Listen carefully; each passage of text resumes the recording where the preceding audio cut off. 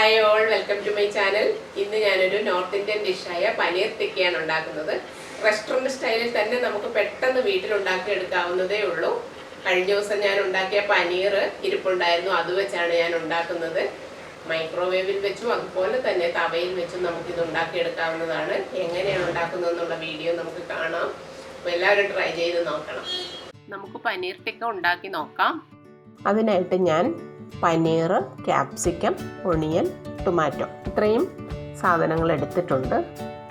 പനീർ ഞാൻ വീട്ടിൽ തന്നെ ഉണ്ടാക്കിയ പനീറാണ്. അത് കട്ട് ചെയ്തപ്പോൾ കുറച്ച് ചെറിയ കഷ്ണങ്ങളായിപ്പോയി. ടിക്ക ഉണ്ടാക്കണം എന്നോർത്ത് കട്ട് ചെയ്തതല്ല. അതുകൊണ്ട് നിങ്ങൾ കട്ട് ചെയ്യുമ്പോൾ കുറച്ചുകൂടി വലിയ ക്യൂബ്സായിട്ട് കട്ട് ചെയ്യണം. ഇനി നമുക്ക് ബാറ്റർ തയ്യാറാക്കാനായിട്ട് ഒരു പാൻ വെച്ച് അത് ചൂടാകുമ്പോൾ 2 ടേബിൾ സ്പൂൺ കടലമാവ് ഇട്ട് ഒന്ന് ചൂടാക്കി എടുക്കണം. അതൊന്ന് റോസ്റ്റ് ചെയ്തെടുത്തിട്ട് മാറ്റി വയ്ക്കാം. ഇനി ഒരു വലിയ ബൗൾ എടുത്തിട്ട് അതിലേക്ക് കട്ടത്തൈര് ഒഴിക്കാം. ഒരു 2 table spoon, 1 teaspoon Kashmiri chilli powder,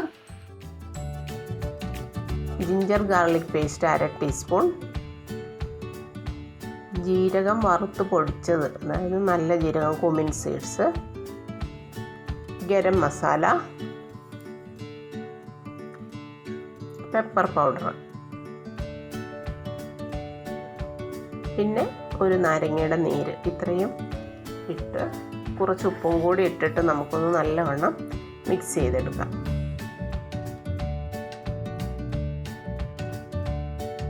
ഇതിപ്പോൾ നല്ലവണ്ണം മിക്സ് ആയിട്ടുണ്ട്. ഇനി ഇതിലേക്ക് നമുക്ക് വറുത്ത് വെച്ചിരിക്കുന്ന കടലമാവ് ഇട്ട് കൊടുക്കാം. കുറച്ച് ഓയിലും കൂടി ഇട്ട് കൊടുക്കാം. വെളിച്ചെണ്ണ വേണ്ട, ഫ്ലേവർ ഇല്ലാത്ത ഏതെങ്കിലും ഒരു ഓയിലാവാം.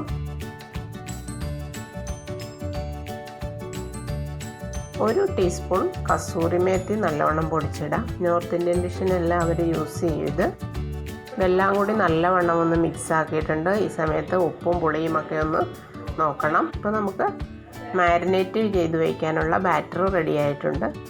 ഇനി നമുക്ക് പനീറും ക്യാപ്സിക്കവും തക്കാളിയും ഒണിയനും എല്ലാം ഇതിലേക്കിട്ട് നല്ലവണ്ണം ഒന്ന് മിക്സ് ചെയ്യാം.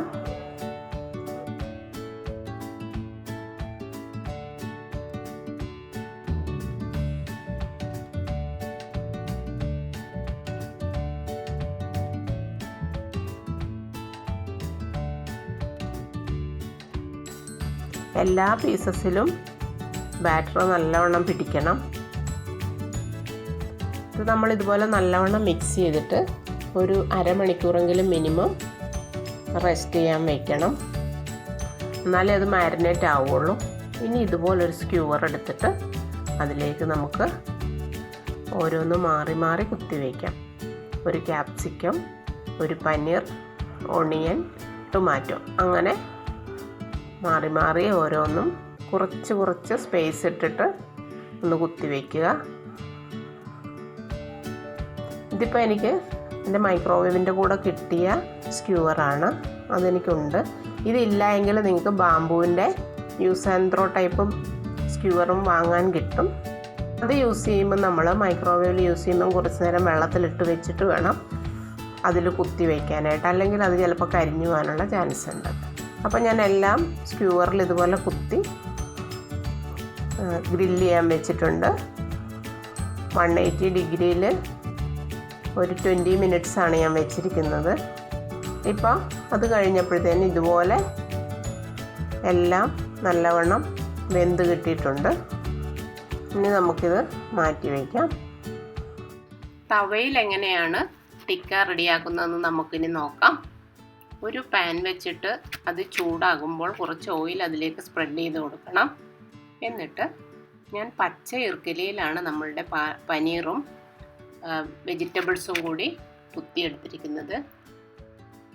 അത് ഇതുപോലെ വെച്ചിട്ട് ഇടയ്ക്കിടയ്ക്ക് തിരിച്ച് കൊടുക്കണം. എന്നാലേ എല്ലാ ഭാഗങ്ങളും ഒരുപോലെ വേവുകയും അതുപോലെ ആ മസാല പാനിലൊക്കെ പിടിക്കാതെയും ഇരിക്കുകയുള്ളൂ.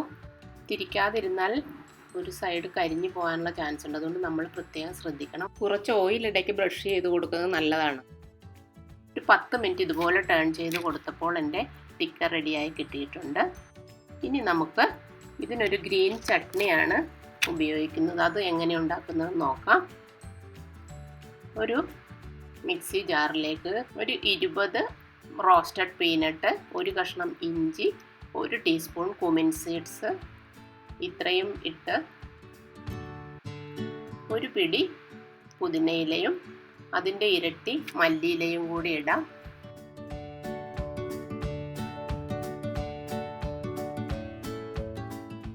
ഒരു ഹാഫ് ലെമണിൻ്റെ ജ്യൂസും കൂടി ഇതിലോട്ട് പിഴിഞ്ഞൊഴിക്കാം. ഇതെല്ലാം കൂടി ഒന്ന് ചെറുതായിട്ട് അരച്ചെടുക്കണം.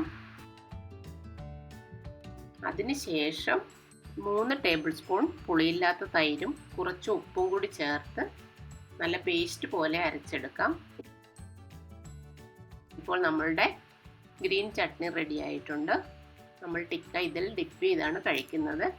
അപ്പോൾ എല്ലാവരും ടിക്കയും അതുപോലെ ചട്നിയും ഉണ്ടാക്കി നോക്കണം. ഇഷ്ടമായാൽ ലൈക്ക് ചെയ്യാനും ഷെയർ ചെയ്യാനും മറക്കരുത്. അപ്പോൾ പുതിയ വീഡിയോസുമായിട്ട് നമുക്ക് വീണ്ടും കാണാം.